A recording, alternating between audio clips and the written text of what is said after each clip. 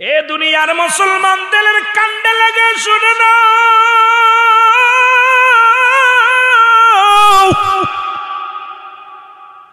আমার ভাইয়েরা অনেক বিপুল পরিমাণ অর্থ নিয়ে, খাদ্য সামগ্রী নিয়ে, অনেক কিছু পুঁজি করে নিয়ে নুরউদ্দিন জঙ্গলি চলে গেলেন মদিনায়।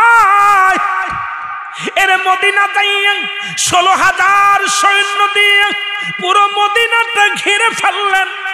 মদিনাটার চারিদিকে ঘিরে উনি বললেন, শুনে নাও এ মুসলমান, শুনে নাও, আজ থেকে এই মদিনার বুক থেকে যত লোক বাইরে থেকে আসবে আসতে পারবে, কিন্তু মদিনা থেকে কোন লোক বাইর হতে পারবে না। নজর রাখবা, নজর রাখবা, কোন ব্যক্তি যদি মদিনা থেকে বাইর হতে চায় তাকে আমার কদমের মধ্যে আনবা, আমি তাকে যাচাই বাছাই করে তারপরে মদিনা থেকে বাইর হতে দিব। জোরে জোরে চিল্লায় বলো আল্লাহু আকবার। আমার মুসলমান বাবা শুনে নাও, এবার কয়েকদিন কেটে গেল, কিন্তু ওই চোখ লীল চোখদারি দুজনকে দেখা যায় না। ওই লাল চোখদারি দুজন ব্যক্তির একজনকেও দেখা যায় না। মুসলমান শুনে নাও, নুরউদ্দিন জঙ্গলি বড় পেরেশানিত হয়ে গেলেন। তাহলে কি অবস্থা? চারিদিকে মদিনার বুকে, মদিনা নবীজির রওজার পাশে চারিদিকে তন্ন তন্ন করে খুঁজলেন, কিন্তু কে যে সেই লাল সবুজ বা নীল চোখদারি দুজন একজনেরও দেখা যায় না। নুরউদ্দিন জঙ্গলি বললেন, ভাই, উনি প্রধানের কাছে যা বললেন, শোনেন, মদিনার যিনি প্রধান উনাকে বললেন, আমি প্রচুর পরিমাণ খাদ্য সামগ্রী আনছি, এই খাদ্য সামগ্রী নিয়ে আমি মদিনার বুকে যত জনগণ আছে তাদেরকে আমি পেট ভরে খাওয়াইতে চাই।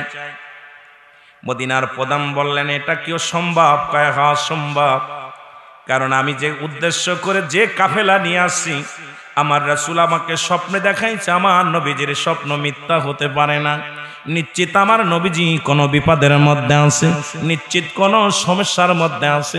এখান থেকে আমি নুরউদ্দিন জঙ্গলি এই সত্য সত্য ঘটনাটা আমি ভালোভাবে উপস্থাপনা করতে চাই, এটার একটা উদ্ঘাট করতে চাই। জোরে বলেন আল্লাহু আকবার। যে কথা সেই কাজ। হাজার হাজার মানুষের খাবার ব্যবস্থা করা হলো, খানা খাওয়াইতে 15 দিন ভরে খাওয়ানো হলো। কতদিন ভরে? জোরে বলেন। মদিনার সমস্ত জনগণকে 15 দিন ভরে খাওয়াইলেন।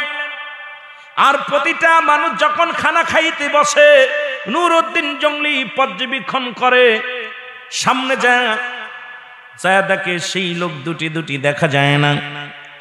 15 দিন খাওয়া শেষ হয়ে গেল। নুরউদ্দিন জঙ্গলি বলেন, বাবা, মদিনার কি সমস্ত মানুষের খানা খাওয়া হয়েছে? বলে, হুজুর জি, সকলেই খানা খেয়েছে। বলে, না, কোন লোক বাদ আছে নাকি দেখো। বলে, না, কোন লোক বাদ নাই। বিশ্বাস সূত্রে উনি জানতে পারলেন, মদিনার একজন বিশ্বাস সূত্রে এক লোক এসে বললেন, হুজুর, মদিনার বুকে এমন কোন বালক বালিকা, এমন কোন সন্তান কেউ খাইতে বাদ নাই। এই 15টা দিন ভরে সবাই আমরা খাওয়াইছি, খোঁজ নিয়ে দেখলাম আমার কেউ বাদ নাই। নুরউদ্দিন জঙ্গলি 2 রাকাত নামাজ পড়ে চোখের পানি ছেড়ে কান্দার বলে, আল্লাহ, ও আমার আল্লাহ, দয়াল নবীজি আমার স্বপ্নে যা দেখাইল, আমি যা দেখে আসলাম আজকে আমার রাসূলের মদিনা শরীফে, আমি তো তারে পাইলাম না, সেই 2টি লোককে আমি পাইলাম না, সেই 2টি লোককে আমি খুঁজতেছি, এত পাইলাম না। উনি বললেন, ও ভাইরা, আবার তুমি দাওয়াত দাও, আবার আমি খাওয়াইবো, লোকদেরকে আবার দাওয়াত দাও। লোকজন বলে, হুজুর, সবাইরে তো খাওয়ানো হয়েছে। নুরউদ্দিন জঙ্গলি বলে, না, এখনো অনেক মানুষ মনে হয় খাইতে বাদ আছে, আমি যারে খুঁজছি সে আসে নাই, সেই লোক দুটি আসে নাই, সুতরাং এখনো মদিনার সব মানুষের খানা শেষ হয় নাই, আমার কাছে খাইতে আসে নাই। এমন সময় পিছন থেকে একজন লোক, বিশ্বাসতা লোক, আল্লাহওয়ালা লোক ডাক দিয়ে বলেন, হুজুর, আমি রাসূলুল্লাহর রওজায় প্রতিনিয়ত থাকি, হুজুর, 2টা লোক, একমাত্র মদিনার বুকে কোন লোক বাদ নাই, তবে 2টি লোক খুব আবেদ লোক, তারা 5 ওয়াক্ত নামাজ পড়ে সদা সর্বদাই, দাড়ি টুপি পাগড়ি সব সুন্দর আছে। হুজুর তারা কারুর বাড়ির দাওয়াত নেয় না, এত পরিমাণ কোরআন তেলাওয়াত করে, এত পরিমাণ নামাজ আদায় করে। ওই নামাজের মশলার উপরে সারা দিন ভরে ভরে কোরআন তেলাওয়াত করে, বসে বসে তাসবিহ পড়ে। এরা মানুষের অনেক দান ধ্যান করে, কোন ব্যক্তি যা চায় তারে তাই দেয়া দেয়। এই ব্যক্তি দুটার মতো এত আবেদ ব্যক্তি, ভালো ব্যক্তি এর আগে আমরা মদিনায় আর কাউকে দেখি না। নুরুদ্দিন জঙ্গলি বলে, কি বললেন? আমাকে নিয়ে চলো। ভালো করে শুনে নেন বাবা, আমাকে নিয়ে চলো, আমি যাব। সঙ্গে সঙ্গে উনি চলে গেলেন। যা যখনই ওদের দুজনের দিকে তাকাইছে, তাকানোর পরপরই তাকায় দেখে সেই নীলবর্ণ চোখালা দুইটি মানুষ। দেখা পর চিনে ফেলছে। নুরুদ্দিন জঙ্গলি বলে, ভাই আসসালামু আলাইকুম। ওয়ালাইকুম আসসালাম। আপনাদের আসল পরিচয় দেন। আমাদের আসল পরিচয় আমাদের বাড়ি প্রতিবেশী, আমরা অমুক জাত থেকে এসেছি। আমরা এসেছি মক্কা মদিনায় নবীজির রওজায় হজ করতে এসেছিলাম। হজ করতে এসে আমরা দেশে ফিরে যাই নাই। আমরা রাসূলকে এত ভালোবাসি, আমরা এখন দেশের মায়া সন্তানাদের মায়া ত্যাগ করেছি। আমরা নবীজিকে এত ভালোবাসি, আমরা আর দেশে ফিরে যাই নাই। আমরা সারা দিন ভরে রাসূলুল্লাহর রওজার পাশে নামাজ আদায় করি, আমরা কোরআন তেলাওয়াত করি, আমরা রোজা রাখি, সারা দিন রোজা রাখি, সন্ধ্যাবেলা ইফতার করি, আমরা তাহাজ্জুদের নামাজ পড়ি, কোরআন পড়ি। আমরা কারুর বাড়ি দাওয়াত নেওয়ার সময় পাই না, কারুর বাড়িতে দাওয়াতও নেই না, কারুর কিছু দিলে আমরাও খাই না। আমরা দুজন নবীর প্রেমে পাগল হয়ে আছি। নুরুদ্দিন জঙ্গলি বলে, বাবা তোমরা তোমাদের আসল পরিচয় দাও। কয় হুজুর আমরা কি পরিচয় দিব? লোকজন বলে, হুজুর কাদের বিরুদ্ধে কথা বলেন? এই লোক দুটির উপরে ভালো ব্যক্তি এই এলাকার মধ্যে নাই। যেমন নামাজি তেমন ফরেজগার, এক ওয়াক্ত নামাজ ছাড়ে না, কোরআন তেলাওয়াত করে, সদা সর্বদা আল্লাহর ডাকে। এমন বুজুর্গ মানুষ গরিব মানুষের সাহায্য করে। কোন লোক যদি তার কাছে হাত বাড়ায়, হাজার হাজার টাকা পয়সা তাদের দান করে। জোরে বলুন আল্লাহু আকবার। এদের মতো এমন ভালো মানুষ আমাদের নজরে পড়ে নাই। এরা এত বড় বুজুর্গ মানুষ, আমাদের নজরে পড়ে নাই, এরা ভালো মানুষ। নুরুদ্দিন জঙ্গলি বলে, বাবা দাঁড়াও, এনাদের আমি বললেন তোমরা খোঁজো, চারিদিকে খোঁজো। কারণ নুরুদ্দিন জঙ্গলি তো তাকে দেখেই চিনে ফেলেছি। নুরুদ্দিন জঙ্গলি বলে, ইয়া রাসূলুল্লাহ, ইয়া হাবিবাল্লাহ, আপনি স্বপ্নের মধ্যে যে দুইটা লোক আমারে দেখাইছেন, সেই দুটি লোক তো এই দুটি লোক। এখন সবাই তো তাদের পক্ষে কথা বলে, সবাই তো বলে আবেদ ব্যক্তি, সবাই বলে ভালো ব্যক্তি। এখন আমি কি করে আমি এদের কাছে কি করে আমি যাচাই করব এরা সেই লোক? আমি কেমনে করে যাচাই বাছাই করব? আল্লাহর নবী গো, আমি বড় মুশকিলের মধ্যে পড়ে গেছি। জোরে বলেন আল্লাহু আকবার। আল্লাহর নবী, মায়ার নবী গো, আপনি নবী আমার জীবনের জীবন। বলেন আপনি নবী আমার, এরে রাহমাতাল লিল আলামিন, আপনি উম্মতের সাবিন, গুনাহগারের অতি আপনজন। আল্লাহর নবী, মায়ার নবী গো, আপনি নবী আমার জীবনের। এ দুনিয়ার মুসলমান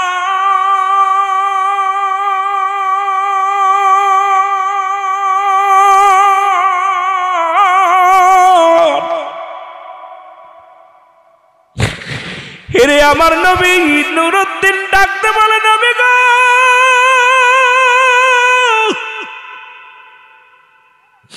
আমি বড় বিপদের মধ্যে, মুশকিলের মধ্যে আছি নবী গো। আমি কেমনে আপনার, কোথায় সেই শত্রু দুইটা, কি ক্ষতি করি আমি আপনার পাই না। নুরুদ্দিন বলে, সৈন্যরা রে, তোমরা জলদি করে মক্কায় আমার নবীদের চারিদিকে ভালো করে খোঁজো। ওই লোক দুটির চারিদিকে খুঁজলেন, বিপুল পরিমাণ সম্পদ পেলেন, কিছু পুরানো কিতাব আদি পাইলেন, কুরআন শরীফ পাইলেন এবং তাসবিহ পাইলেন, জায়নামাজ পাইলেন। লোকজনে বলে নুরুদ্দিন আপনার মাথা নষ্ট হয়ে গেছে, এত ভালো মানুষের আপনি অপরাধী বানান, এদের মতো ভালো মানুষ এই জগতের মধ্যে নাই, কার বিরুদ্ধে আপনি অভিযোগ করেন? নুরুদ্দিন কান্দের বলে তোমরা খোঁজো, ভালো করে খোঁজো, খুঁজতে খুঁজতে কোথাও পাইলেন না, কিচ্ছু আলামত পাইলেন না। নুরুদ্দিন খুঁজতে যখন সমস্ত জায়গায় খুঁজতে খুঁজতে চোখের পানি ছেড়ে ডাকতে বলে মালিক,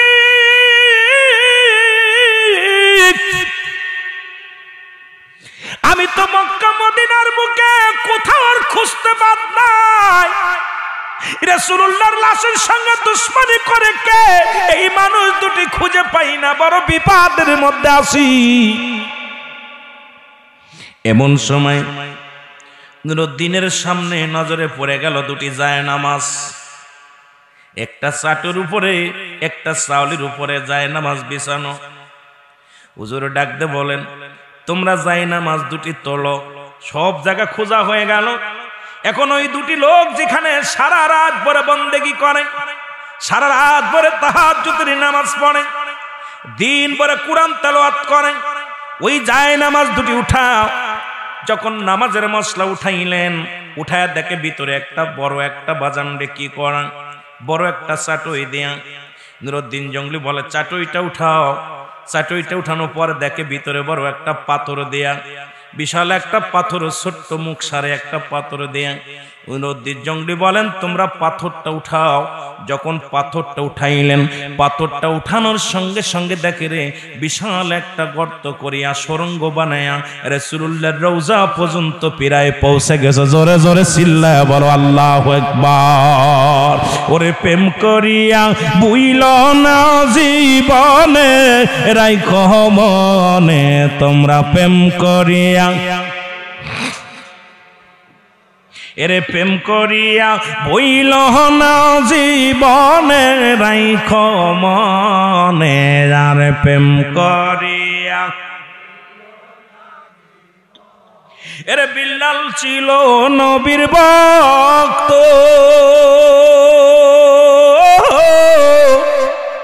আজান দিত পাঞ্চ ওয়াক্ত গো, ওরে আজানেতে মিলত নবীর সনে, হায় হায় আজানেতে মিলত নবীর সনে, রাইখো মনে তোমরা প্রেম করিয়া বইল না জীবনে, ভালো প্রেম করি রাইখো মনে আর প্রেম করিয়া। এর নবীর আশেক পাগল গানে,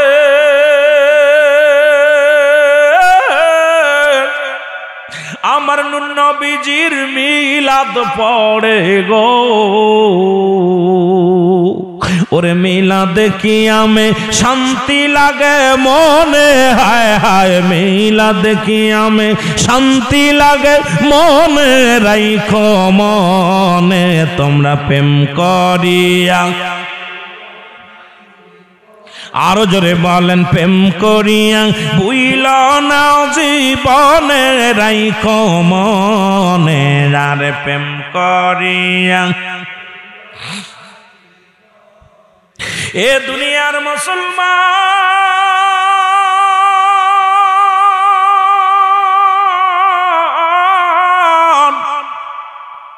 এই পাথরখানা যখন টান্দে উঠাইছে, লম্বা একটা সুড়ঙ্গের মুখ দেখতে পায়। নুরুদ্দিন জঙ্গলি বলে এদেরকে জলদি করে গ্রেফতার করো, শিকল পড়াও। সঙ্গে সঙ্গে তাদের পায়ে হাতে শিকল দেওয়া হলো, তাদেরকে বাধা হলো। বলে তোমরা তোমাদের আসল পরিচয় দাও। বলে হুজুর আমাদের আসল পরিচয়, আমরা পাশের রাষ্ট্রের, আমরা ইহুদি সম্প্রদায়। আল্লাহু আকবার বলেন। আমরা এই মিশরের ইহুদি সম্প্রদায়, আমাদেরকে বিপুল পরিমাণ অর্থ সম্পদ দিয়েছে, আমরা এটা গরিবের মধ্যে বিলিয়ে দিই, আমরা এটা পান করি খাই। আর আমরা আদাবদ্ধ আমাদেরকে করাইছে রাসূলুল্লাহ মুবারক, রাসূলুল্লাহ মুবারক চুরি করে এই রওজা থেকে যদি সরায়া তাদের হাতে দিতে পারি, তাহলে আমাদের বিপুল পরিমাণ সম্পদ আমাদের দিবে, আমাদেরকে লাল লাল বানায়া দিবে, ধনী বানায়া দিবে। এই জন্য আমরা লোভে পড়ি এই কাজটা করছি। রাসূলুল্লাহ মুবারক তবে সইনালন, আমরা এক দুদিন নয়, 3 দিন নয়, দুনিয়ার মুসলমান আজ 3টা বছর ভরে একটু একটু করে মাটি খুঁড়ি, দিন ভরে ইবাদতে থাকি, রাত ভরে ওই সুরঙ্গ খুঁচিয়া মাটিগুলো তুলি, এটা বস্তার মধ্যে করিয়া মদিনার বাইরে যে মাটিগুলো ফেলে আসি, সারা রাত্রে প্রতিদিন এই 3 বছর ভরে বা 7 বছর ভরে সাধনা করে খুঁড়তে খুঁড়তে প্রতিনিয়ত মাটিগুলো রাত যখন গভীর হয়ে যায় ওই সুরঙ্গের মাটিগুলো খুঁড়ে আমরা মদিনার বাইরে ফেলে দিয়ে আসি।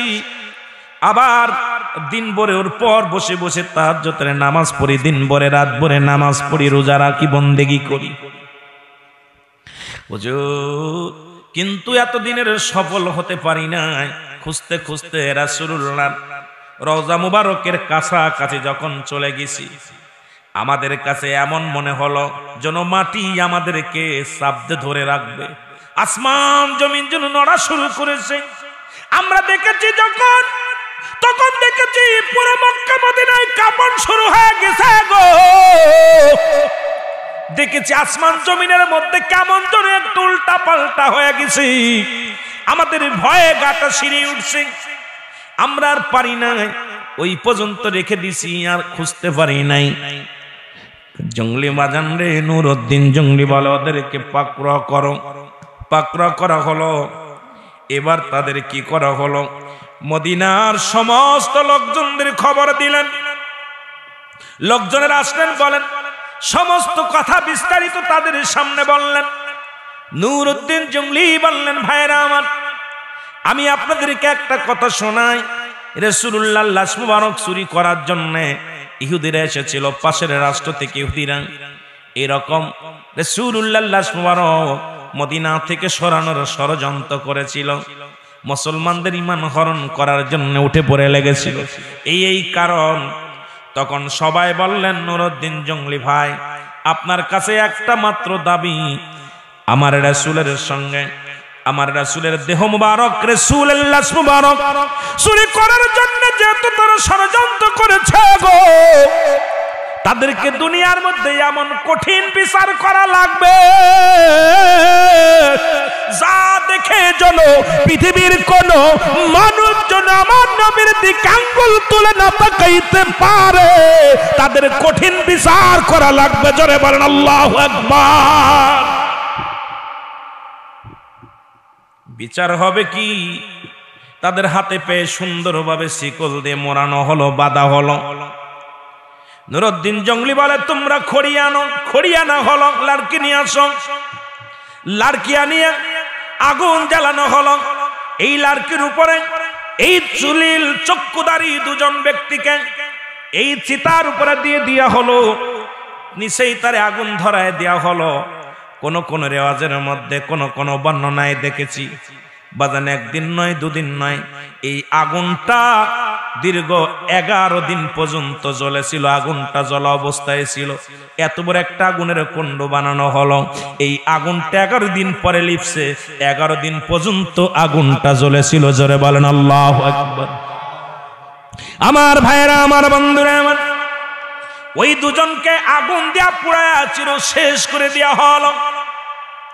এবার বাদশা, মদিনার বাদশা নুরউদ্দিন জঙ্গলি বিপুল পরিমাণ ধন সম্পদ কি করলেন, মুসলমান কি করলেন, ব্যয় করে 10,000 টন সীসা গলাইয়া রাসূলুল্লাহর রওজা মুবারক চারিদিকে বাজান রেখে রোয়া করে রাখলেন। রাসূলুল্লাহর রওজা মুবারকের চারিদিকে 10,000 টন মুসলমান শুনে নেন, এই পরিমাণ বিপুল পরিমাণ ধন সম্পদ বাজান কি করে অর্থ খরচ করে রুকি বাদানলি সীসা গলায়া রাসূলুল্লাহর রওজা মুবারক প্রাচীর করে রাখছে, যাতে করে আর কোনোদিন এমন দুর্ঘটনা না ঘটে। আমার ভাইরা, এখান থেকে আমরা প্রমাণ পেয়ে যাই ইহুদিরা আমাদের শত্রু ছিল, আজও পর্যন্ত আছে গো। ঢাকার শহর অধিকাংশ একটা মসজিদের ইমাম ধরা পড়ছে, তারা 10টা বছর ইমামতি করছে ইহুদি, তারা মুসলমান না। মুসলমানদের ঈমান নষ্ট করার জন্য তারা দাড়ি টুপি জুব্বা লাগাইয়া মুসলমানদের লিবাস পরে আমাদের মধ্যে উঠে পড়ে লাগছে, মুসলমানদের সর্বনাশ করার জন্য। আমার ভাইরা, বন্ধুরা আমার শুনে নেন, কারণ আমার নবীজি মায়ার নবী, হায়াতের নবী, আমার নবী, নবীদের নবী, রাহমাতুল লিল আলামিন। এ মুসলমান মদিনার বুকে শুয়ে আছে, উম্মতের কান্ডারি সেই নবীজির লাশ পর্যন্ত চুরি করার থেকেও রেহাই করতে পারে নাই দুনিয়ার মানুষ। এত নিকৃষ্ট হয়ে গেছে, এত বাজানলে মানুষগুলো, এত মানুষ অধিপতন লাগছে। আজকে সমাজের দিকে তাকান, শুধু বদমাইশ আর বদমাইশ আর বদমাইশ। নবীর দুশ্মন, নবীর দুশ্মন। ইহুদি নাসারা খ্রিস্টানরা যত ক্ষতি না করছে, তাজ্জাপা আলেমের জালেরা বাজানরে, এই আলেম নামে সুর যারা, তারা রাসূলুল্লাহর দুশ্মন। দাড়ির মধ্যে নবী, টুপির মধ্যে নবী, পাঞ্জাবির মধ্যে নবী, অন্তরের মধ্যে নবী নাই। নবী না থাকার কারণে নবীর বিরুদ্ধে উল্টো পাল্টা স্লোগান দেয়। জোরে জোরে বলেন ঠিক কিনা? আমার ভাইরা, অনেক লম্বা ইতিহাস। এই লাসুরের কাহিনী যদি বলতে যাই, বিস্তারিত যদি বলতে যাই, লম্বা ইতিহাস। আমার ভাইরা, বন্ধুরা আমার, তাহলে বুঝতে পারেন যে আমার আপনার নবীজির লাশ মুবারক চুরি করার জন্য কি করলো? দূর থেকে সরঙ্গ খুঁজে আস্তে আস্তে করে ভিতরে চলে যাচ্ছে রাসূলুল্লাহর লাশ চুরি করার জন্য। আমার ভাইরা, আর আমাদের অবস্থা দেখেন। তাহলে আমার নবীর দুশ্মন তৎকালীন জামানাও ছিল, নবীজির ইন্তেকালের পরও দুশ্মনের আমার নবীর সঙ্গে শত্রুতাই করেই গেছে। আমার নবীর সঙ্গে জোরে বলেন ঠিক কিনা? দুনিয়ার মধ্যে উতবা, সাইবা, আবু জেহেল, আবু সুফিয়ান আমার নবীরে কষ্ট দিছে, অনেক কষ্ট দিছে। নবীজি কালেমার দাওয়াত দিছে, আর এই সমস্ত বেঈমানগুলো আমার নবীর সঙ্গে খুব খারাপ ব্যবহার করছে, আমার নবীরে অনেক আঘাত করছে। নবীজি দোষ কি? আমার নবীর একটাই দোষ ছিল, উম্মতের জন্য কাঁদছে। একটা অপরাধ কালেমার দাওয়াত, একটা অপরাধ যে তার উম্মতদেরকে সত্যের পথ দেখানো, আল্লাহ আল্লাহ রাসূলের পথ দেখানো, এটাই তার অপরাধ। সে তো বাড়ির জন্য মার খায় নাই, গাড়ির জন্য মার খায় নাই, মার খেয়েছে নামাজের জন্য, মার খেয়েছে কালেমার জন্য, মার খেয়েছে ইসলামের জন্য, মার খেয়েছে সত্যের জন্য। সেই সত্যের পথে থাকার দরকার আছে কি না? আরো জোরে বলেন, আছে কি না? আমার ভাইরা, ওরে সালাতু সালাম জানাই, সালাতু সালাম জানাই আপনার পরে নবী গো, আমরা গুনাহগারে নবী গো। এরে মহব্বতে বলেন সালাতু সালাম জানাই, সালাতু সালাম জানাই আপনার পরে ও নবী গো, আমরা গুনাহগারে নবী গো। এরে আমরা গুনাহগার গো নবী, আমরা গুনাহগারে ও নবী, আমরা গুনাহগার গো নবী, আমরা গুনাহগার ও নবী গো, আমরা গুনাহগারে। বলেন সালাতু সালাম জানাই, সালাতু সালাম আপনার পরে ও নবী গো, ও নবী গো, আমরা ও নবী আপনি তো আল্লাহর হাবিব,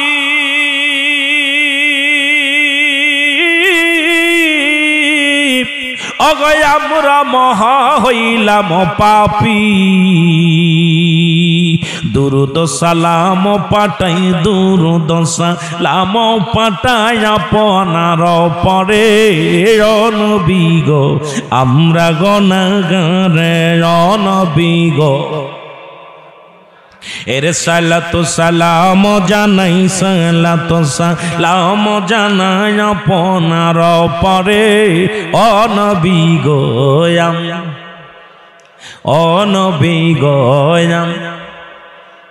এ দুনিয়ার মুসলমান,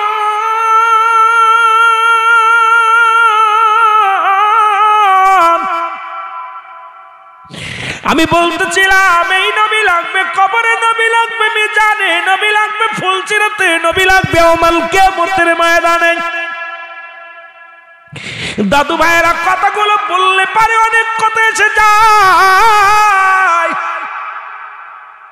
তৎকালীন জমিনের মধ্যে একজন যুবক বাবার এই লাচ্ছরের মধ্যে থাকলে অনেক সময় নষ্ট হয়ে যাবে। তৎকালীন জামানায় একজন যুবক রাসূলুল্লাহর কদমের মধ্যে ডাকতে বলে, নবী গো,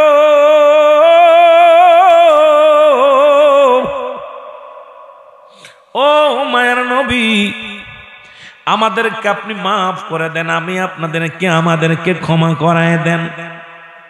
কথাটা শুধু বোঝানোর জন্য বলে যাই রে বাবা। নবীজি বললেন, যুবক রে, কিয়ামত পর্যন্ত আর কোন যুবক তুমি তওবা করো গো, খাস তওবা করে নাও। যুবক ডাকতে বলে, নবী গো, নবী,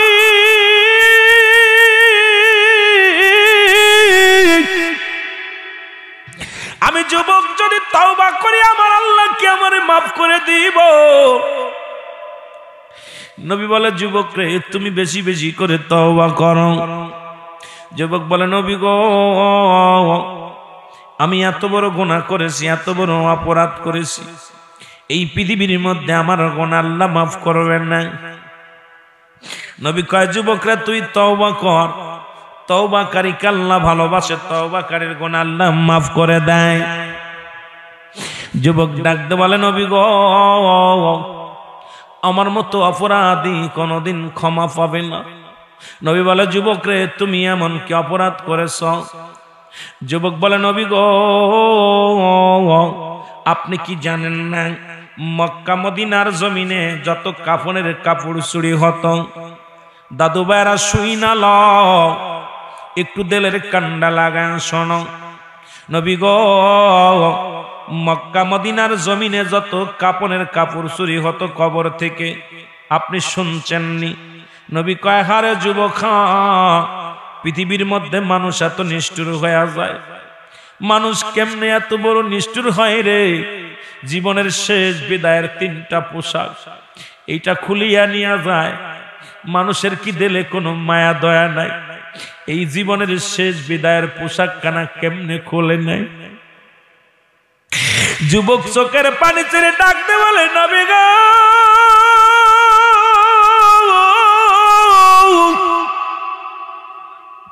এই মক্কা মদিনার জমিনে যত কাপনের কাপড় চুরি হতো,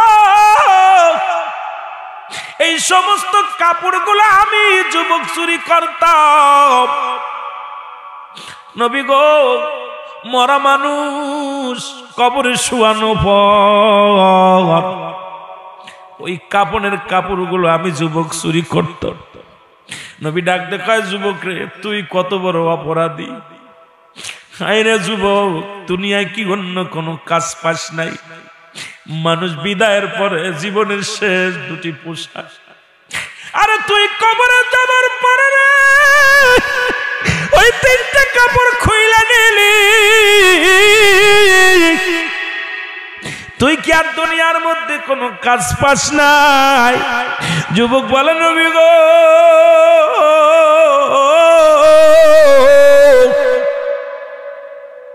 আমার ভুল হয়ে গেছে, আমারে ক্ষমা করে দেন।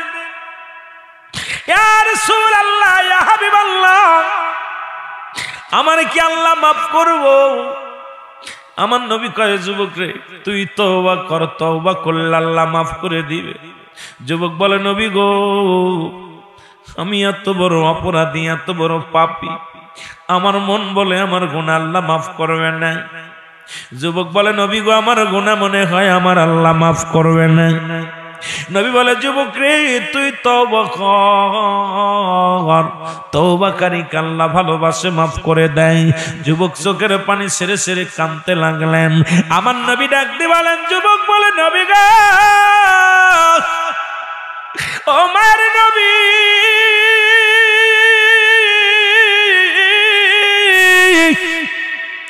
আমি শুধু কাপড়ের কাপড় চুরি করি নাই, এর চাইতে নগণ্য জঘন্যতম অপরাধ আমি করছি। নবী বলে, যুবক রে তুমি কি কাজ করেছে সেই তো অপরাধ করেছ। যুবক বলে, নবী গো, অনেক দিন যাবত মক্কা মদিনায় কোনো মানুষ মরে না, আমিও কাপড়ের কাপড় চুরি করতে পারি না। নবী গো নবী, অনেক দিন বা যাবত আমি মক্কা মদিনার বুকে কোনো মানুষ মরে না, আমার ব্যবসাও ভালো চলে না। হঠাৎ শুনতে পাইলাম পাশের গ্রামে একজন যুবতী মারা গেছে, ধনী ব্যক্তি। আমি নিজে দৌড়ে গেলাম, যাইয়া ওই মহিলার জানাজায় শরীক হলাম এবং তার দাফনে শরীক হলাম, সমস্ত কর্মকাণ্ডে আমি শরীক হলাম। যখন সমস্ত লোকজন রাত্রে চলে গেল, আমি অপেক্ষা আছি কখন রাত হবে, কখন আমি কাপড়ের কাপড় চুরি করব। লোকজন যখন যার যার ঘরে ঘুমায় পড়েন, তখন আমি আস্তে আস্তে করে গোরস্থানে গেলাম। গোরস্থানে যাইয়া নবী গো, ওই গোরস্থানে যাইয়া আস্তে আস্তে আমি কবরের মাটিগুলো খুললাম। কবরের মাটি খুঁড়িয়া আমি এবার কবরের মধ্যে প্রবেশ করলাম। প্রবেশ করিয়া মহিলার গা থেকে 3টা কাপড় খুলে নিলাম, 3 টুকরা কাপড় খুলে নিলাম। নবী গো, খুলে নিয়ে যখন কবর থেকে উঠতেছিলাম, কে যেন আমারে ডাকতে বলে, যুবক রে, সারা জীবন কাপড়ের কাপড় চুরি করলি, আজকে যার কবরে ঢুকছিস একবার তাকায় দেখ। এত সুন্দরী মহিলা জীবনে আর দেখিস নাই, একবার তাকায় দেখ, তাকায়া দেখ। আল্লাহর নবী বলে, যুবক রে তারপরে কি বলো? যুবক বলে, নবী গো, কে যেন আমার ভিতর থেকে ডাকতে বলে, যুবক রে তুই অন্যায় কর, অন্যায় কর, ওই মহিলার সঙ্গে জিনা কর। ওই মহিলা আজকে বাধা দিতে পারবে না, কেউ তোরে বারণ করতে পারবে না, কেউ তোরে বাধা দিবে না, নির্জন একালা। সঙ্গে সঙ্গে আমি মহিলার দিকে তাকাইলাম, তার রূপ জৈবন দেখে আমি পাগল হয়ে গেলাম। সঙ্গে সঙ্গে আমি তার গায়ের উপরে আমি ছাপিয়ে পড়লাম, ইয়া রাসূলুল্লাহ, ইয়া হাবিবাল্লাহ। ওই মৃত্যু মহিলার সঙ্গে আমি জিনায় লিপ্ত হয়ে গেলাম। জিনা শেষ করার পর যখন আমি কবর থেকে কাপড়ের কাপড় নিয়ে কবর থেকে লাফ মেরে যখন আমি উঠতেছিলাম, নবী গো, কে যেন ডাকতে বলো, যুবক তুমি আমার সাথে যে আজকে অন্যায় করলাম, আমি আল্লাহর আদালতে মামলা দিলাম।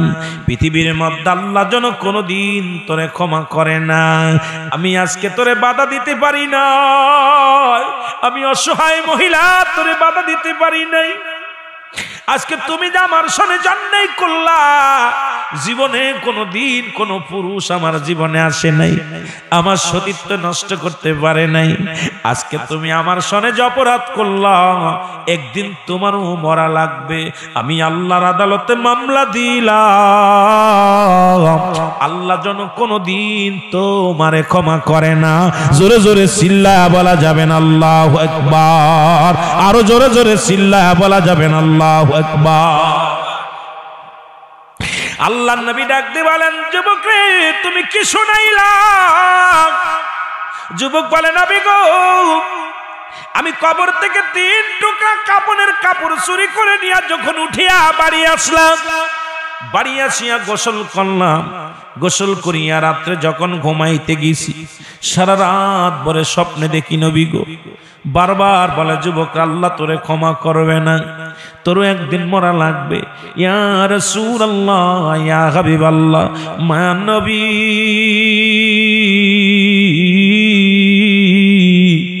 আপনি আমারে ক্ষমা করে দেন, আমারে তওবা করে দেন। আমার নবী ডাক দিয়ে বলে, যুবক রে তুমি দূর হয়ে যাও, আমি তোমার চেহারা দেখতে চাই না। তুমি এত বড় নগণ্য কাজ করলা, তুমি এত বড় অপরাধ করেছো, তোমার চেহারা আমি দেখতে চাই না। আমার বাবারা শুই না লও, আজকে আমার দাদু ভাইয়েরা শুই না লও। যুবক কাঁদতে কাঁদতে বিদায় হয়ে গেল, চোখের পানি ছেড়ে কান্দে আর বলে আমি পাপী অপরাধী মৌলা তোমার দয়া। বলে না আমি পাপী অপরাধী মৌলা তোমার দয়া। এরে তুমি যদি না করো ক্ষমা,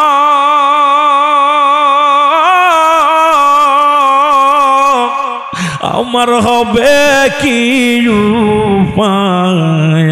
আমি পাপী অপরাধী আল্লাহ তোমার দয়া।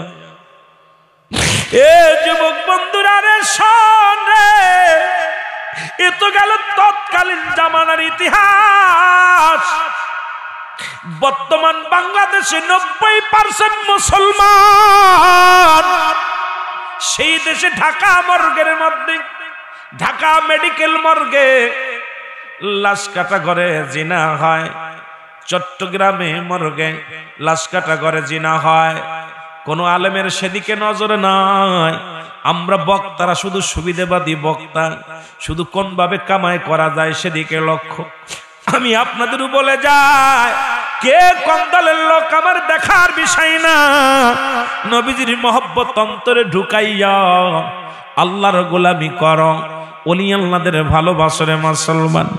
আজকে ঢাকা মর্গের মধ্যে আমি মিথ্যা বললে আমার জবান কেড়ে নিবে আল্লাহ। আপনারা দেখছেন ফেসবুকের মধ্যে ঢাকা মর্গে লাশ কাটা ঘরে দেখা যায় মারা গেছে বিষ খেয়ে, আলামত হলো জিনার। মারা গেছে গলায় দড়ি নিয়া, আলামত হলো বাজান বিষ খাওয়ার আলামত হয় জিনার। মারা গেছে অ্যাক্সিডেন্ট করে, আলামত হয় জিনার। ডাক্তাররা গবেষণা করে ঘটনাটা কি। এবার যখন সিসি ক্যামেরা লাগানো হলো, ধরা পড়লো বাজান লাশ কাটা ঘরে ডোমের যখন রিমান্ডে নেওয়া হলো, উনি বললেন আমি একটা নয় দুটি নয়, আজ থেকে শত শত নারী, যে সমস্ত মেয়েরা অবিবাহিত মেয়েরা আসলে আমার হাত থেকে বাঁচতে পারে না, যখন আমি লাশ কাটা ঘরের মধ্যে এই টেবিলের উপরে লাশটা রাখি, তার গায়ের কাপড় খুলে যখন আমি তার লাশটা কাটতে যাই, আমি তাকে আগে তার সঙ্গে আগে শারীরিক মিলন করে নি, জিনা করিনি। আরে বাংলাদেশের মানুষ কিসের ওয়াজ, কিসের নসিহত, কিসের এত মস্তানি রে বাবা।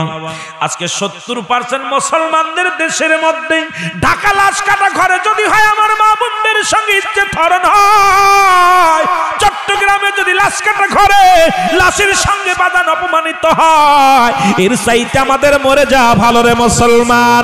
আজকে কোথায় আছো দেশ, কোথায় আছো দেশবাসী? শুই না লাও, আমি জাহিলা জামানায় শুনেছি কবরে লাশের সঙ্গে জিনা করেছে। আর বাংলাদেশের মানুষ এটা অন্য মুসলিম রাষ্ট্রে হলেও মেনে নেওয়া যেত, বাদান ভারত হলেও মেনে নেওয়া যেত, লন্ডন হলে মেনে নেওয়া যেত, খ্রিস্টান রাজ্য হলেও মেনে নেওয়া যেত। যেখানে বাংলাদেশে 90% মুসলমানের দেশে লাশের সঙ্গে জিনা হয়। আল্লাহ যে আমাদের গজব দেয় নাই, আল্লাহ যে আমাদের এখনো করোনা দিয়া শেষ করে দেয় নাই, আল্লাহর কাছে দরবারে শুকরিয়া আদায় করে শেষ করা যাবে না। আল্লাহ এত বড় পাপ করা পরও আমাদের তুমি জিন্দা রাখছো। আল্লাহ তুমি আমাদের নেও নাই। আমার ভাইরা এখন আল্লাহ আমাদের জিন্দা রাখছে। আল্লাহ আল্লাহ তোমারে ডেকে আমরা শেষ করতে পারবো না, তোমার মহিমা আগে শেষ করা যাবে না।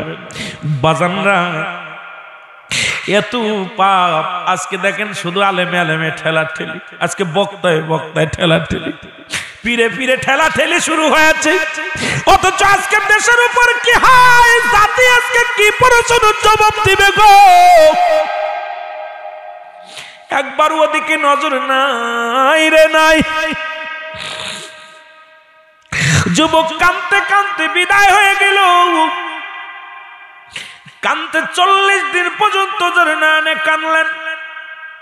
যুবকের কাঁদতে কাঁদতে চোখের পানি পড়ে গা হয়ে গেল, চওলের মধ্যে গা হয়ে গেছে, গায়ের মধ্যে গা হয়ে গেছে, কঙ্কাল হয়ে গেছে, বডি খানা শুকায়া কঙ্কাল হয়ে গেছে। যুবক কান্দে, আল্লাহ মাফ করে দাও। ও দরদি বন্ধুরা শোনো, এইরকম কি হলেন, গায়ের মধ্যে পোকা হয়ে গেছে, বড় বড় পোকা হয়ে গেছে। যুবক শুধু কান্দে, আল্লাহ তুমি আমারে মাফ করে দাও। কানতে কানতে ক্ষমা পাইলেন। এবার আল্লাহ পাক আমের মাধ্যমে জানা দেয়, রে ও পথিকার কান্দিস না, তুই যা, তোর চোখের পানি আমার আল্লাহ সইতে পারে না, তুই যা মদিনার কদমের মধ্যে, নবীর কদমের মধ্যে চলে আসলেন যুবক। নবী বলেন, যুবকরে তুমি আবার কেন আসছো? বলে, হুজুর আপনি আমারে মাফ করে দেন, আমারে তওবা পড়ায়া দেন। আল্লাহর নবী তওবা পড়ায়া দিলেন। এ মুসলমান, আল্লাহ তারে ক্ষমা করে দিছে।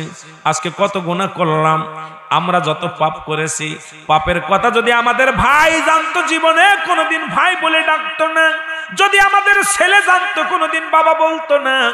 মেয়ে যদি জানতো পাপের কথা, কোনোদিন মেয়ে আমাদের বাবা বলে ডাকতো না। বাবাই যদি জানতো, কোনোদিন ছেলে পরিচয় দিত না। বিবি যদি জানতো, বিবি আপনার তালাক দিয়ে চলে যেত, আপনাকে ছেড়ে চলে যেত। এত অপরাধ করার পর আমার আল্লাহ গোপন ডাকছে, গোপনের গোপন। একদিন রাত্রে তাহাজ্জুদের নামাজ পড়ে চোখের পানি ছেড়ে কান্দার, বলো, মালিক আমাদের তুমি মাফ করে দাও, আমরা অপরাধী, আমাদের তুমি ক্ষমা করে দাও। একদিনও কাঁদলা না রে ভাই, সাদের জীবন অবহেলায় তুমি দিনে দিনে ফুরে গেল, জৈবন ফুরে গেল। কখন যেন মালাকুল মউত এসে যায়, কখন যেন ধরা পড়ে যায়, চিরতরে বিদায় হয়ে যাব রে, এই দুনিয়ার মায়া ছেড়ে চলে যাব। কেউ ছিল না আপনার, আমার কেউ থাকবে না। এই মরণের চিন্তা কেন আপনাদের অন্তরে আসে না? আমি আপনাদেরকে বলে যাই বাবা, এত ওয়াজ নসিহত কত শুনলাম, এখনো পর্যন্ত ঈমান তাজা করতে পারলাম না। আল্লাহর দরবারে কানবেন আর বলবেন, আমার আল্লাহ আমরা পাপী, আমরা গুনাহগার, আমাদেরকে আপনি মাফ কইরা দেন। জোরে জোরে চিল্লা বলা যাবেন আল্লাহু আকবার। আমরা তৎকালীন জামানায় শুনেছি কবরের মধ্যে জিনা হয়েছে, আর বাংলাদেশে ওফেন দেখতেছি, আহা লাশকাটা করে জিনা হয়। কোন যুবক যদি শরিয়াতে জিনা করে, যুবক যুবতী, তাকে সর্বপ্রথম তাকে 100টা জোড়া আঘাত করতে, বেতের আঘাত করতে হবে। 100টা এমন ভাবে মারতে হবে, 2-4টে মারা পর সে মারা যাবে। মারা যাওয়ার পর তাকে কবর দিতে হবে, কবর দেওয়ার পর বাকি অংশটা তার কবরে চালাতে হবে, বেতের বাড়ি। আর বিবাহিত পুরুষ, বিবাহিত মহিলা যদি জিনা করে, তাদের শাস্তি হলো তাদের নাভি পর্যন্ত মাটির নিচে পুঁততে হবে, বুক পর্যন্ত বা নাভি পর্যন্ত, মাজা পর্যন্ত পুইতা পাথর নিক্ষেপ করতে হবে। পাথর ইট পাটকেল যা পারবেন নিক্ষেপ করবেন। যতক্ষণ পর্যন্ত মরবে না, ততক্ষণ পর্যন্ত তাদের উপরে মারতে হবে। যখন মারা যাবে, এই লাশটা খুঁজে উঠাইতে হবে, উঠায় কুকুর শেল দিয়ে খাওয়াই দিতে হবে। এদেরকে দাফন দেওয়া যাবে না। এখন আমাদের দেশে খালি ব্যভিচার, অন্যায়, জুলুম, আমাদের দেশে খালি জিনা। পুরুষে এদের কিভাবে শাস্তি দেওয়ার দরকার? যদি ন্যায়পরায়ণ সাক্ষী থাকে, তাদেরকে কুকুর শেল দিয়ে খাওয়াইতে হবে। যদি বিবাহিত হয়, তাদের কঠিন শাস্তি। দেখেন না, হযরত উমরে ফারুকের সন্তান আব্দুল্লাহ, ওনার জিনার অপবাদ পাইলেন। হযরতে উমরে ফারুক রাগান্বিত হইয়া কয়েকটা বাড়ি মারা পরই মারা গেলেন, আব্দুল্লাহ মারা গেলেন। মারা যাওয়ার পর আব্দুল্লাহর কবর দেয়া হলো। কবর দেওয়ার পর বাকি অংশটা হযরত উমরে ফারুক নিজ হাতে তার সন্তানের কবর উপরে মারা হলো। কারণ সন্তান এই মিথ্যাবাদ কি বাদান, এই শুধু জিনার তহমাত। আর আমাদের দেশে এখন খালি পরক্রিয়া, স্বামী থাকে বিদেশে, স্ত্রী পরক্রিয়ার মধ্যে। আর আমাদের মতো মৌলবী কিছু আছে, এই লুচ্ছার বংশরা, কি বলবো, এরা মহিলাদের সরল প্রাণ মা বোনদের ইজ্জত লন্ঠন করতেছে। আজকে সারা বাংলাদেশে এগুলোকে প্রতিহাত করতে হবে। আমাদের খালি ওয়াজ নিয়ে বসে থাকলে চলবে না, এইগুলোকে প্রতিহাত করতে হবে। আমরা জাতির কাছে কেমনে মুখ দেখাবো? ওলামা ইকরাম যদি সচেতন না হই, আমরা সকলকেই সচেতন হতে হবে। জিনা ব্যভিচার বন্ধ করতে হবে। কারণ এটা যদি একটা গ্রামের মধ্যে একটা বিচার হতো, আমার মন বলে ওই গ্রামে আর এত কিছু পাপ হতো না। যেটা বলেন ঠিক কিনা? হতো? কথা বলেন হতো? আসলে দাদু ভাই, আমাদের কপাল মন্দ। 90% মুসলমানের দেশে জিনা ব্যভিচার হয়। টাকা দিলে এটা মিটে যায়। দেখা যায় থানায় 50,000 মারলে ডিসমিস, এটার আর বিচার নেই। বিচার একটা বিচার আমি দাবি করব সমাজের কাছে, আমি দাবি করব রাষ্ট্রের কাছে। কিয়ামতের ময়দানে জবাব দিতে পারবেন না, আল্লাহর আদালতে আপনি ধরা পড়বেন। আল্লাহর আদালতে আপনাকে জবাবদিহিতা করতে হবে, এই মুখোশধারী শয়তানদেরকে উচ্ছেদ করতে হবে। যারা বলেন ঠিক কিনা? আল্লাহ বুঝার তৌফিক দান করুক, সকলে বলেন আমিন। আরো জোরে বলেন আমিন। আর আগাবো না বাবা, কথা আর বেশি বাড়াবো না, কয়েকটা কথা বলেই শেষ করব। ছোট্ট একটা কথা, যে আসবে আসবে, না আসবে না আসবে, কপাল যার মন্দ সে আসবে না। জান্নাতের বাগানে যাদের বসার দরকার, আমিরুল আমিন সিদ্দিকী দেখে কারো বসাই না। আমি ওয়াজের মুড, আপনারা শুনবেন ওয়াজ সারা জীবন। ওরা গানে হইলে আগে বসতো, গানের প্যান্ডেল হইলে আর সামনে এসে বসতো। নাচানাচি ভালো, চুল মুল ছাড়িয়ে দিয়ে নাচবে, বডি মডি খালি মালি দেখাবে, সুন্দর দেখবে, এইটা হলে ওরা আগে যে হা করে খেত। কপাল পোড়া, কপাল পোড়া। আর আপনাদের মাহফিলে পাবলিসিটিও ভালো হয় নাই, না হলে রুল আমিন সিদ্দিকী অনেকদিন পরে আসছে। আমি রুল আমিন সিদ্দিকী দেখার জন্য এসেতে বেশি লোক যায়, কিন্তু আজকে ওয়াজের অবস্থা খুবই কাইল। ওয়াজ লোকজন না হইলে মজা লাগে না আলোচনা করতে। মনে করলাম আজকে কিছু কথা শোনাবো, কিন্তু কপাল মন্দ। তবুও যেটুকু শোনাইছে আলহামদুলিল্লাহ। আজকে তরিকাতের মাহফিল, ছোট্ট একটা ওয়াজ করে আমি শেষ করব। আলোচনাটা করি আমরা কিয়াম দিব নবীজিকে। আল্লাহু আকবার বলেন না। আপনার ঢাকার, আপনারা জানেন মুজাম্মেল ভাই, নাম কি? মুজাম্মেল ভাই। এরে তোমরা যাইয়া দেখো না, যাহার হয় না তুলনা, বল তোমরা যাইয়া।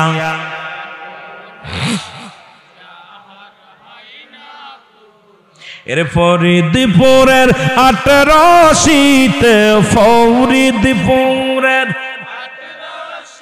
ও গো পীর কামেল সেই একজনা, বল পীর আইরে তোমরা যাইয়া দেখো না, যাহার হয় না তুলনা, বল তোমরা যাইয়া।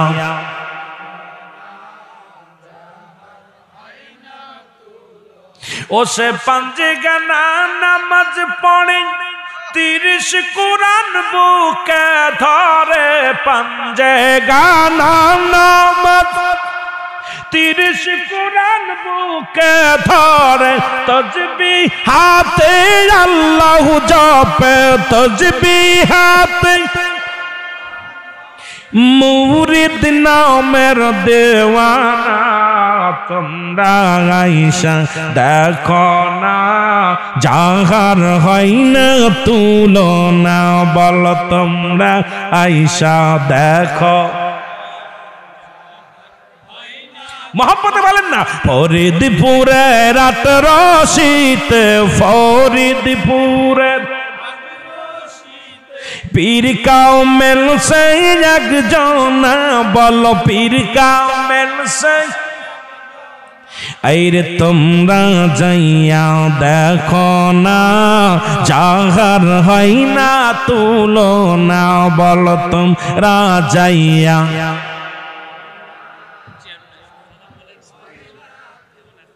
আলহামদুলিল্লাহ। এর নকশবন্দি আমুজাত দিয়া, চাতুরি কায়া করিয়া, নকশবন্দি আমুজাত দিয়া, চাতুরি কায়া করিয়া, সাধনে ভজন করিয়া বাবা, সাধনে ভজন করিয়া বাবা, মিলাইছে প্রেমের কারখানা, তোমরা যাইয়া। বসেন বসেন, আলহামদুলিল্লাহ। মারহাবা বলেন, তোমরা যাইয়া দেখো না। এর রাজবাড়ি জিলার জাকেরান হইয়া বাজান পেরেশান, রাজবাড়ি জিলার জাকেরান হইয়া বাবা পেরেশান, ডাকি বসে কদমেতে, ডাকি বসে কদমেতে, কদম খানি কর দান, তোমরা যাইয়া। যাহার হয় না তুলনা, বল তোমরা যাইয়া। ভবসাগরের পার কান্ডারি জাকির গণকে দাইরে পাড়ি, ভবসাগরের পার কান্ডারি জাকির গণকে দাইরে পাড়ি, পাপি তাপি সন্তান বাবা আল্লাহর নামে মস্তানা, তোমরা যাইয়া যাহার হয় না তুলনা, বল তোমরা যাইয়া ফরিদপুরে রাত রশিতে, ফরিদপুরে পীর কামিল সে একজনা, বল পীর কামিল সে আইরে রাজা রাজা মহারাজা দয়াল বাবা খুদে খাজা, চাইলে বাবা সব কিছু দেয়, চাইলে যায় সব কিছু দেয়, খালি হাতে ফিরায় না, তোমরা যাইয়া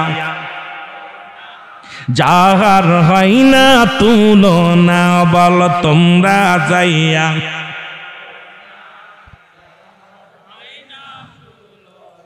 নারে তাকবীর।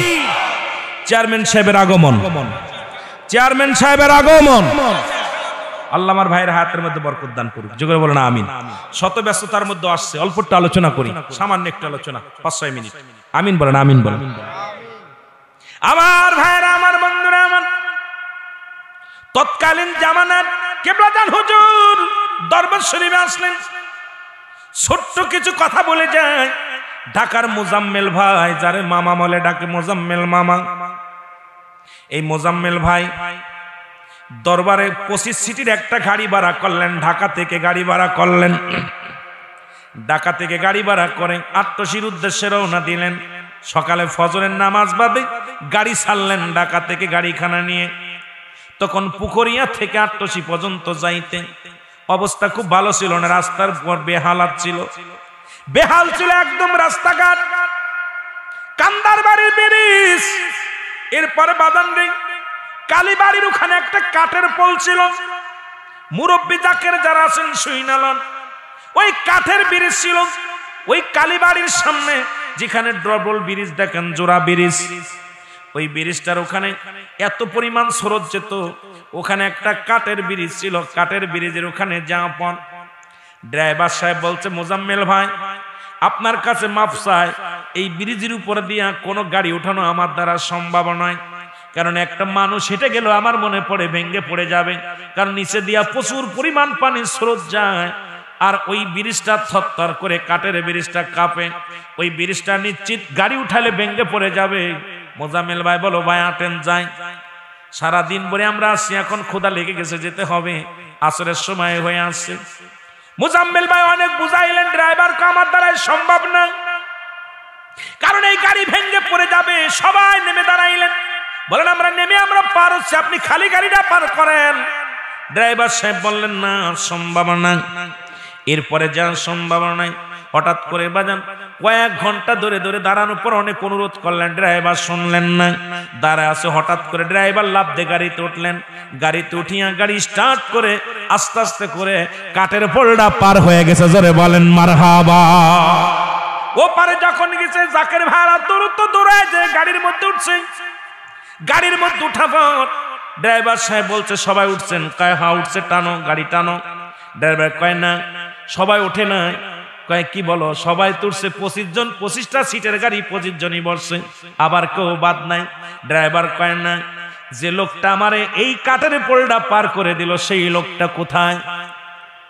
মোজাম্মেল ভাই কয় কি বলেন? কয় হ্যাঁ, আমি যখন দাঁড়ায় আছি এই জায়গা, ওই লোকটা কানে কানে এসে বললেন, মোজাম্মেল ভাই কানে কানে বললেন, ড্রাইভার সাহেব আমার জাকেরা সকালবেলা খানা খেয়ে বাইরে হয়েছে, অনেক কষ্ট করে আপনি দাঁড়ায় আছেন, আপনার আমার জাকেরদের পেটে ক্ষুধা, অনেক কষ্ট করতেছে, আপনি পার করে দেন। আমি বারং বললাম সম্ভব না। বলেন বাবা আপনার গাড়ি পড়বে না, আমি হেল্পার, আপনি ড্রাইভার, আমি জমিন দিয়ে গাড়ি নিতে বলবো, সেমিন দিয়ে আপনি গাড়িটা নিয়ে যাবেন, আপনার গাড়ি পড়লে আমি দেখবো, বাবা আপনি স্টার্ট করেন। ওনার কথা শুনে উনি দেখলাম উনি আগে আগে চলে গেলেন, কাঠের ব্রিজের উপর উঠলেন, আমাকে বললেন বাবা এইভাবে এইভাবে আসেন। আমি ওনার কথা শুনে এইভাবে পার করলাম। সেই লোকটা যে লোকটা আমার এই হেল্পারি করে আমার এই কাঠের পোলটা পার করে দিল, সেই লোকটার আমি দেখতে পাই না। মোজাম্মেল ভাই দুটি চোখের পানি ছেড়ে কয়, খাজা ফরিদপুরি রে,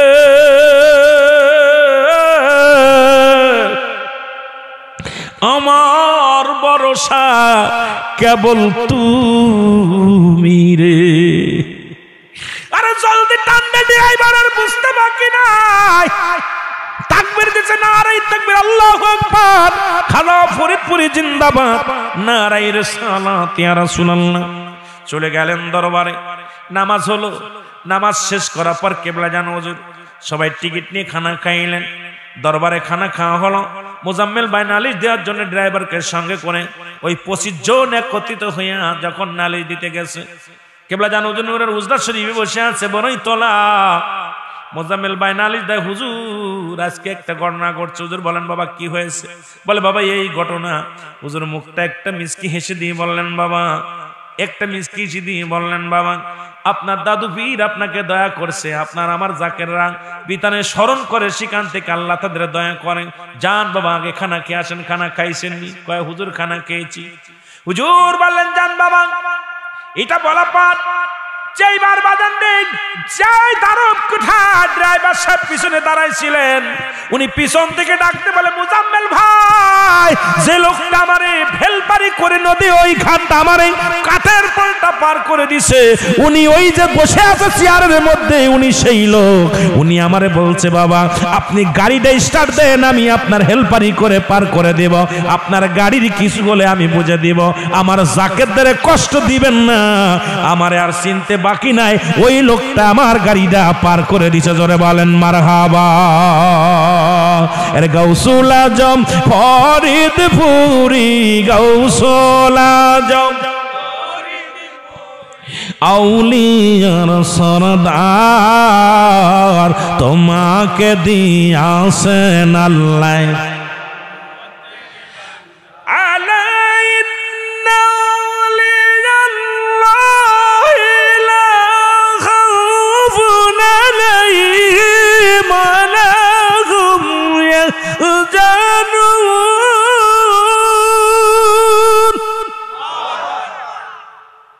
তাদের চিন্তা নাই, ভাবনা নাই, কোনো কিছু নাই।